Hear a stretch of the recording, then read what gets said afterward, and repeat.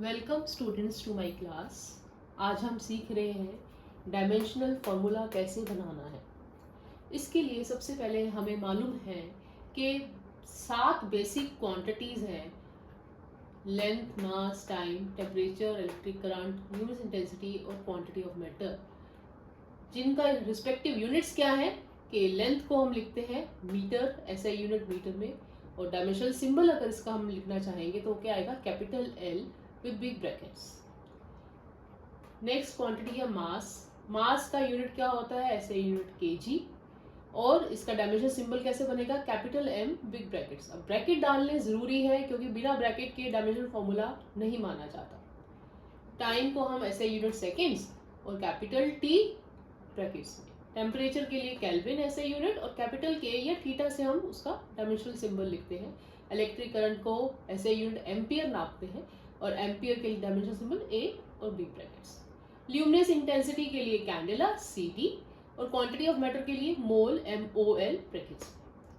अब सबसे पहले जैसे हमें फॉर्मूला बनाना है वेलोसिटी का। वेलोसिटी का डायमेंशनल फॉर्मूला बनाने से पहले हमें मालूम है कि वेलोसिटी का फॉर्मूला क्या होता है, डिस्प्लेसमेंट अपॉन टाइम। अब डिस्प्लेसमेंट को हम किस यूनिट में नापते हैं, मीटर में, और उसका डायमेंशन सिंबल क्या हो गया, एल। अपॉन टाइम है अपॉन टी। इसको मैं कैसे लिखूंगी, इसको लिखूंगी L T raise to the power -1।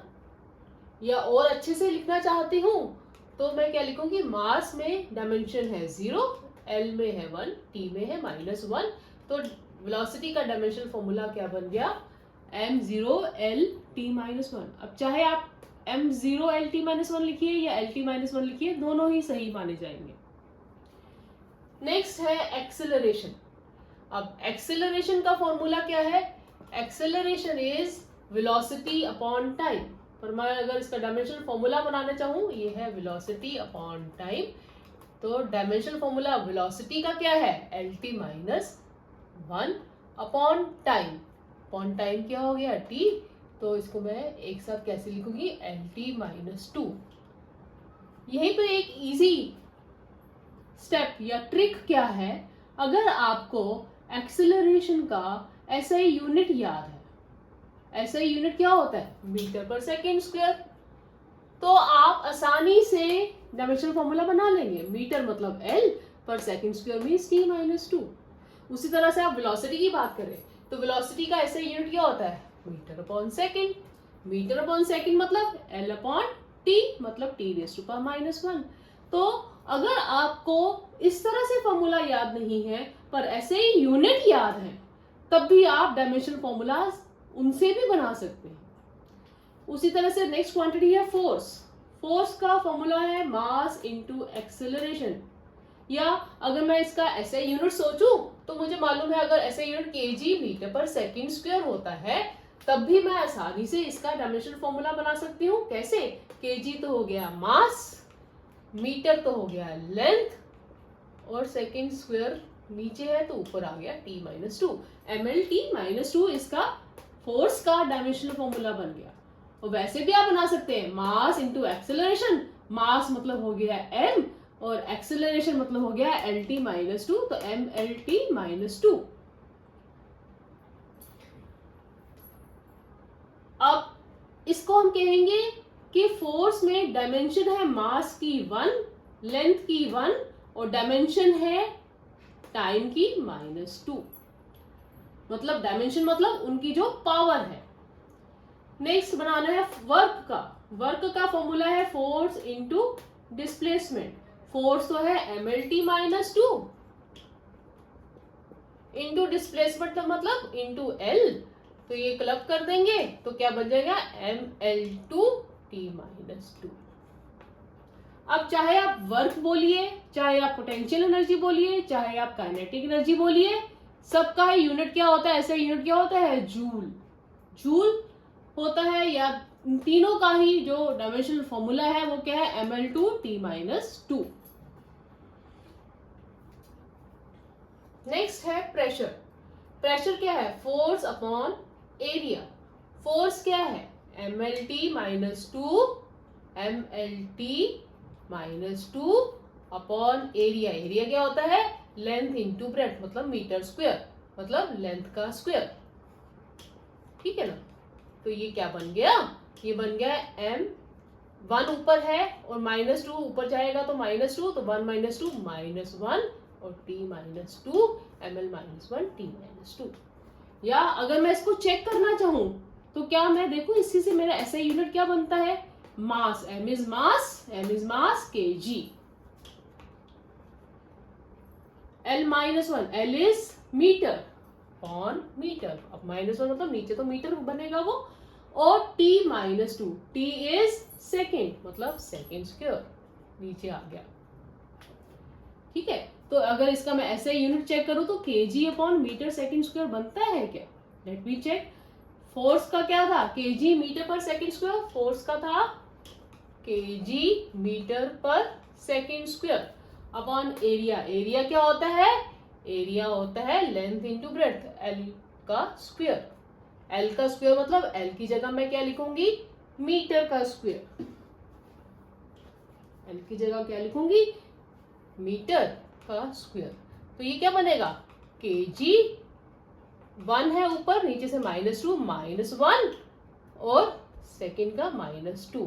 देखिए ये कोरिलेट हो रहा है क्या, kg is mass, metre -1, length -1 और सेकेंड -2 t -2। तो कहने का मतलब ये है कि अगर आपको ऐसे फॉर्मूला याद नहीं है पर बाई चांस आपको उसका SI यूनिट याद है, प्रेशर का SI unit kg upon metre second square है, तब भी आप उसका डायमेंशनल फॉर्मूला आप बहुत आसानी से बना सकते हैं। नेक्स्ट है इलेक्ट्रिक चार्ज। इलेक्ट्रिक चार्ज को अगर मैं डायमेंशनल फॉर्मूला की टर्म्स में लिखना चाहूंगी तो उसका फॉर्मूला क्या है, Q = I × T होता है। इलेक्ट्रिक चार्ज का सिंबल होता है Q, करंट होता है I और टाइम होता है T। तो अब इसको मैं कैसे लिखूंगी डायमेंशनल फॉर्मूला की टर्म्स में, करंट है I मतलब एम्पियर है उसका SI यूनिट करंट का, और T इज टाइम, टाइम मतलब T इस AT बन गया इलेक्ट्रिक चार्ज का डायमेंशनल फॉर्मूला। इसको हम क्या लिख सकते हैं, m0 L0 AT, या सिर्फ आप बिग ब्रैकेट्स में AT भी लिख देंगे तो वो भी सही होगा। नेक्स्ट है मूवमेंट ऑफ इनर्शिया, ये रोटेशनल मोशन के चैप्टर में आती है फिजिकल क्वांटिटी। इसका फॉर्मूला है मास इंटू डिस्टेंस का स्क्वायर, ठीक है, kg metre square, mass kg is m, distance का स्क्वायर इज l का square ml square, movement of inertia का बन गया।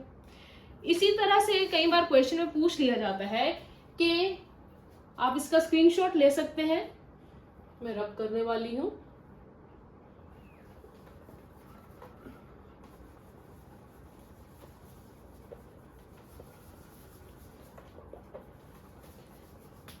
हाँ, मैं बता रही थी कि कई बार क्वेश्चन में पूछ लिया जाता है कि आप प्रेशर ग्रेडियंट का डायमेंशनल फॉर्मूला बताइए। अब बच्चों एक बात का ध्यान रखना कि जब भी टर्म आ जाता है ग्रेडियंट, उसका मतलब होता है आपने डिवाइड बाय डिस्टेंस कर देना। प्रेशर ग्रेडियंट आ गया तो प्रेशर ग्रेडियंट का मतलब क्या हो जाएगा, प्रेशर अपॉन डिस्टेंस। इसी तरह से अगर आ गया वेलोसिटी ग्रेडियंट, तो वेलोसिटी ग्रेडियंट का मतलब क्या हो जाएगा, वेलोसिटी अपॉन डिस्टेंस, ठीक। अब प्रेशर ग्रेडियंट के लिए पहले तो आपको लिखना है प्रेशर का dimensional formula. Again pressure is force upon area, right. तो फोर्स क्या है, मास इंटू एक्सेलरेशन,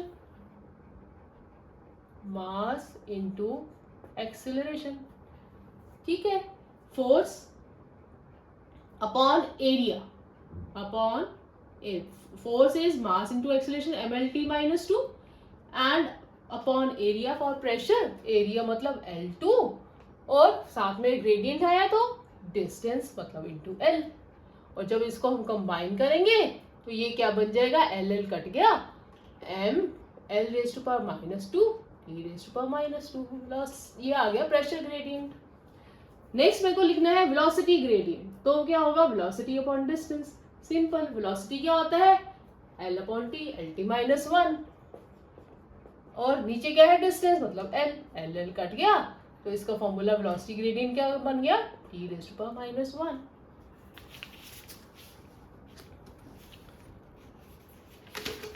सिमिलरली कई बार पूछ लिया जाता है कि फॉर्मूला बताइए ग्रेविटेशनल कांस्टेंट का। अब ग्रेविटेशनल कांस्टेंट लिखा जाता है कैपिटल जी से, और वैसे इसका फॉर्मूला क्या होता है, F that is force is G times m1 m2, these are two masses, upon distance का स्क्वायर r का स्क्वायर। पर क्योंकि मुझे डायमेंशनल फॉर्मूला कैपिटल जी का बताना है, तो मैं क्या करूंगी, कैपिटल जी को एक तरफ रखूंगी और बाकी सब चीजों को दूसरी तरफ ले जाऊंगी। दैट इज फोर्स, ये ऊपर चला जाएगा r square upon m1 m2। अब इससे फॉर्मूला क्या बनेगा, डायमेंशनल फॉर्मूला जी का कैसे बनाएंगे, पहले तो लिखना है फोर्स। फोर्स क्या होता है, mass into acceleration, m l t minus 2, acceleration is l t minus 2। फिर है r मतलब डिस्टेंस का स्क्वायर मतलब l का स्क्वायर अपॉन मास m1 मास m2, मास के लिए क्या है capital M, that is m into m। अब इस सबको एक साथ क्लब करेंगे, m कट गया, एक m ऊपर चला गया, m raise to power minus 1, l यहाँ पे 1 है यहाँ पे 2 है, दोनों पावर्स ऐड हो गई, 2 + 1 3 और t हो गया -2। तो ये फॉर्मूला बन गया ग्रेविटेशनल कांस्टेंट का, राइट। तो इस तरह से आप बहुत आसानी से डायमेंशनल फॉर्मूलाज बना सकते हैं। बच्चों, अगर आपको ये क्लास पसंद आई तो आप अपने कमेंट्स में ज़रूर बताइएगा, एंड मैं इसी के साथ कुछ डायमेंशनल फॉर्मूलाज के लिस्ट भी आपको दे दूंगी। सो आप सब्सक्राइब कीजिए और आने वाले और क्लासेस के लिए रेडी रहिए। Thank you.